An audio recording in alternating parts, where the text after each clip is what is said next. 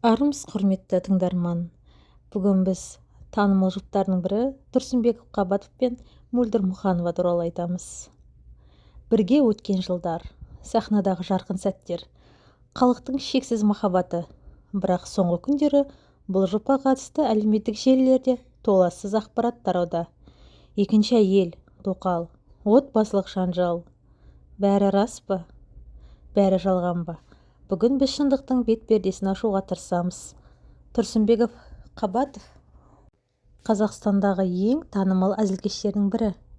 Әзіл арқылы жүрекке жол тауып, халықтың сүйіктісіне айналды. Ал жары Мөлдір Мұханова журналист, тележүргізуші әрі 5 баланың анасы. Олар бірге сахнада да, өмірде де жарасымды жұп болатын. Бірақ шынайы өмір сахнадан өзгеше екені рас. Бүгінде екеуінің қарым-қатынасы көпшіліктің қызу талқысына түсті. 2025 жылдың маусымында Facebook пен Instagram желілерінде шулы жазбалар тарады. Онда Тұрсынбектің екінші әйелі бары туралы айтылды. Айтуынша, 1997 жылы туған, Қызылордадан шыққан қыздан бір баласы бар. Әрі ол қызға үй, көлік, ақша берген туралы нақты деректер келтірілді.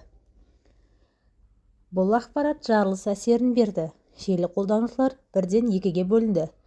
Бірі Тұрсынбекті жақтаса, бірі Мөлдірді жақтады. Ал Тұрсынбек бұл туралы ресми пікір білдірмеді, бірақ Мөлдір Мұханова үндемей қалмады. Мөлдірдің әлеуметтік желідегі посттары, стористері халықты бейжай қалдырмады. Ол халықтан жасырар ештеңе қалмады. Ақиқатты бір Алла біледі. Әр нәрсенің өз уақыты бар, деп жазды. Сонымен қатар эфирге шыққан кезде де ол өзіне өте қобалжулы күйде сезінгенін айтты. Көзім көрмей, аузыма сөз түспей қалды, ішім алай-дүлей еді. Бұл сөздер жүректен шыққан шындық. Мөлдірдің қазіргі сезімі бір ғана әйелдің емес, мыңдаған әйелдің бейнесі. Әлеуметтік желілерде пікір өте көп. Бірі бұл ер азаматтың жеке өмірі. Бұлайша талқылау орынсыз десе, енді бірі қоғам алдында жүрген адам ашық болуы керек. Әсіресе әйелі бар екенін біле тұра, екінші отбасын жасырғаны сатқындық, дейді. Психологтар мен қоғам белсенділері де үн қосты. Кейбір мамандар бұл жағдайы қоғамдағы отбасы институтының дағдарысы деп бағалады. Көпшілік бұл жағдайда балаларға әсері жайлы да алаңдаулы. Енді ең басты сұрақ: Тұрсынбек пен Мөлдірдің отбасында не болады? Ол ажыраса ма, әлде кешірім жасап, бәрін артта қалдыра ма? Қазіргі таңда ресми түрде ажырасқан туралы ақпарат жоқ. Бірақ жұптың арасы алыстап кеткені сезіледі.